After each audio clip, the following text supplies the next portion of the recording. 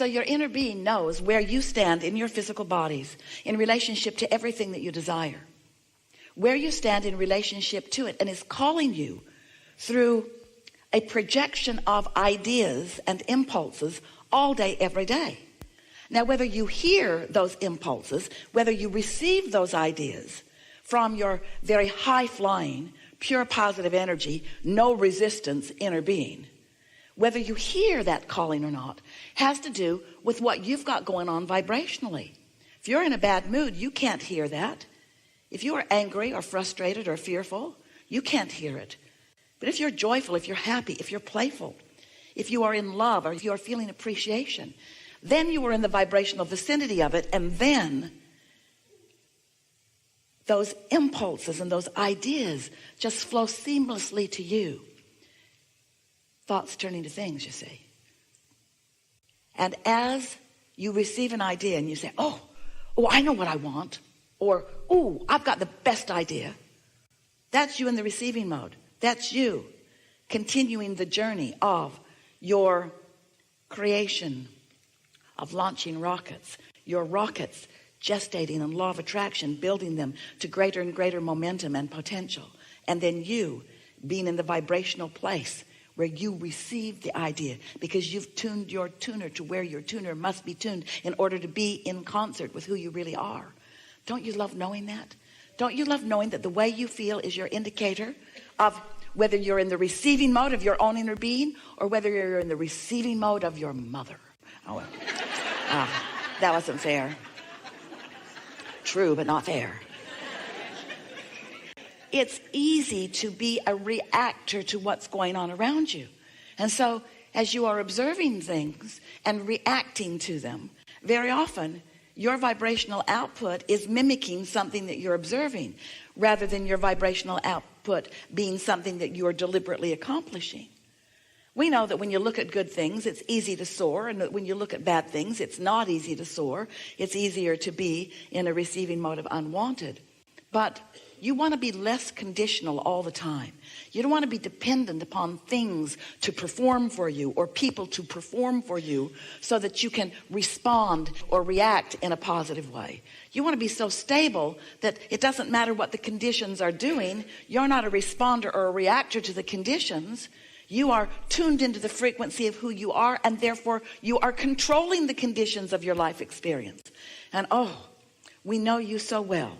And unless you are controlling the conditions of your experience, you are not the hands in the clay deliberate creator that you came here to be, and you are not liking it one bit. You know that feeling of somebody did something and they shouldn't have done it and how mad you are at them for doing it?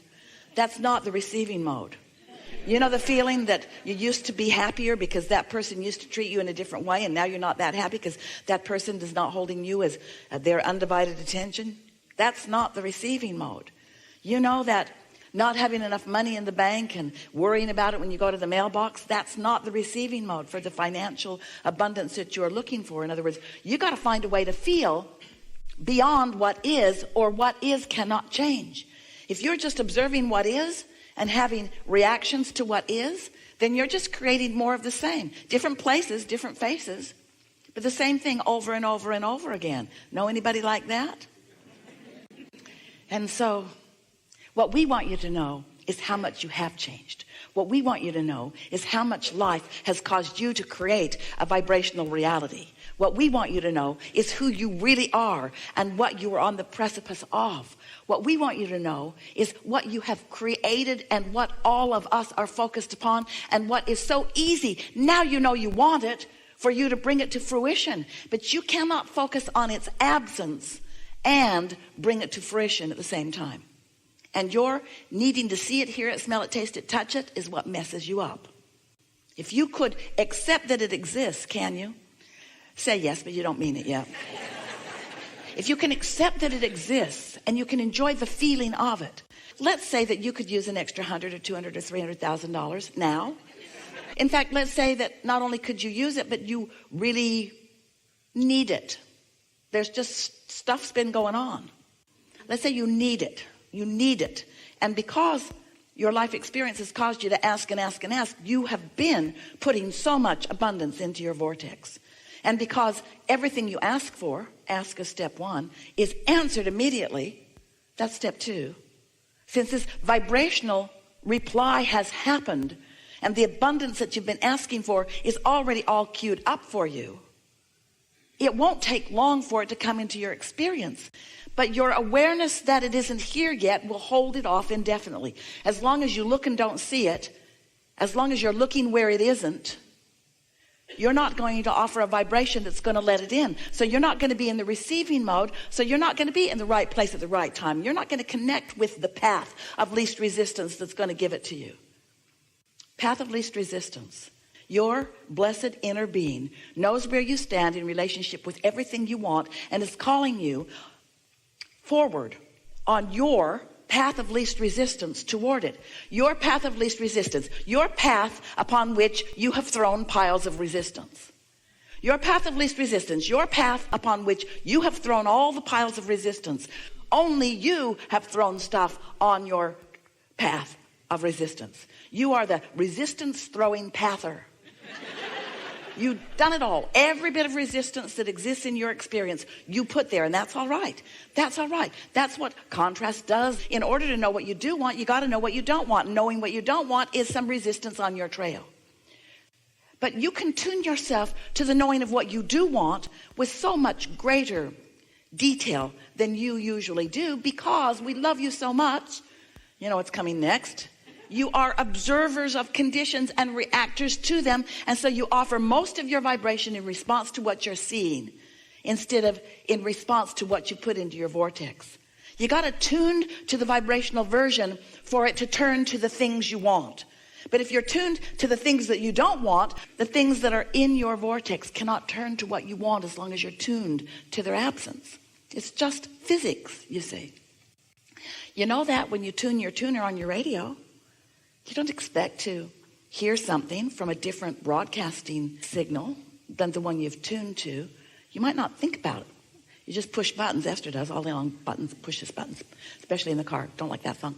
Oh, that one's better. Ooh, ooh. She hears about 1/3 of every song. She listens to them as long as they're good, and then when love turns bad, she reaches for another song. So as you understand the tuner of your radio, we want you to understand the tuner of your vibrational frequency. We want you to understand that how you feel is your indication of whether you are in the receiving mode of who you really are and what your vortex has come to be, or whether you are in the receiving mode of overwhelmment, or the receiving mode of anger, or the receiving mode of fear, or the receiving mode of deep depression. In other words, you're in the receiving mode of something all the time. What is it? And you can tell by the way you feel. So your inner being knows what's in your vortex, knows what you're asking for, knows the path of least resistance for all of those thoughts to turn to things, and it's calling you. So when you get an idea and you feel that elation, it's a good idea. Don't talk yourself out of it, and don't beat it up by saying, oh yeah, that's a great idea that never comes about. That changes the frequency quickly, doesn't it? So that $100 or $200 or $300 or $400, $500,000 that you'd like to come immediately probably isn't going to come today. But you could find within just a little bit of time a feeling of prosperity that would put you in the receiving mode of the path to it. And the thing about it, you think that you want it to be a very quick, short path, and we understand that, and it can be.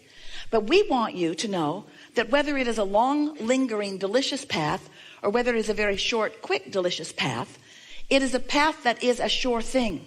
But your impatience on the path makes it longer. If you are impatient on your path and not enjoying the journey, then you got a frequency going on that isn't letting it become. Oh, it's becoming, you're just not tuned into it. And we wonder sometimes why you don't cash in your vibrational chips on a more ongoing basis. It's like you pull the rubber band back, suffer, plague, desolence, discomfort, back, unhappiness, back. This is a rocket that's going to the moon. I can't let go yet. I'm too mad. Back. And then something distracts you and you forget how mad you are for a minute and you let go of, and off it goes. Ooh, I got the best idea that will never ever work. It would if you would stop killing it at its birth. So, now you know everything we know. You create your own reality, and you have created a magnificent reality, and it's time for you to begin to feel the beauty of it in order to see and hear and smell and taste and touch the details of it. And we know it's more fun for you when the good stuff comes out where you and others can see it and play with it. We get that. We know that there's something nice about creating in a physical setting. But have you ever wondered, how did your economy get so big in just the last 10, 20, 30, 40, 50, 100 years? How did it get so big? Are they trucking it in from other planets? You see any pipelines in the sky? Or are these thoughts that are turning to things? You are a creator in the most dynamic platform of creation that has ever existed. And we are so looking forward to you acknowledging that that is so, and beginning the deliberate managing of your own vibrational frequency so that you can more often be in the receptive mode of the ideas, because that is the sweet spot. Oh, sifting and sorting through contrast isn't so sweet, but it's necessary, and it's something that you do naturally. It's not even something you have to think about. That's step one. It just happens. Step two is not your work at all. That's source energy and law of attraction, gathering up everything that you want, gathering all the cooperative components, getting it ready for you to be ready. Step three is you get into the receptive mode. That's where all your work is, which means, now we know this is tough to take, but you got to find a way to be happy. It's a big price to pay, we know. And do you know you would be?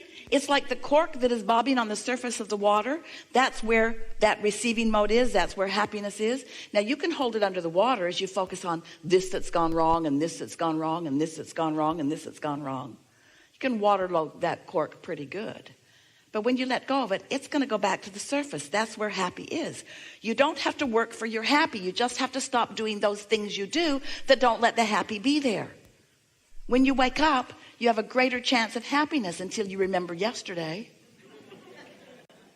And so, if we've convinced you that you can change your mood, you can. If you care enough, you can change your mood. You will be happy if you don't think the thoughts that make you unhappy. So, stop it. We've enjoyed this interaction immensely. Why would anybody think a thought that doesn't feel good? When it doesn't feel good, why would you continue to do it? Don't be hard on yourself, because it's law of attraction's fault. Law of attraction is bringing you back what you're broadcasting. So if you've got your attention on something and you're feeling some way about it, law of attraction is going to dish up more, because that's just the way vibrational signals work. So you've got to catch it in the early stages before the momentum becomes too strong, because if you don't catch it in the early stages, the momentum is going to become stronger and stronger and stronger until you sleep. Once you sleep, the momentum will subside and you have a chance of waking up tomorrow feeling so much better. But your proclivity about the way you think is the way you've been thinking. And so in the morning, you're going to have to be more aware that you're leaning toward good feeling thoughts than not.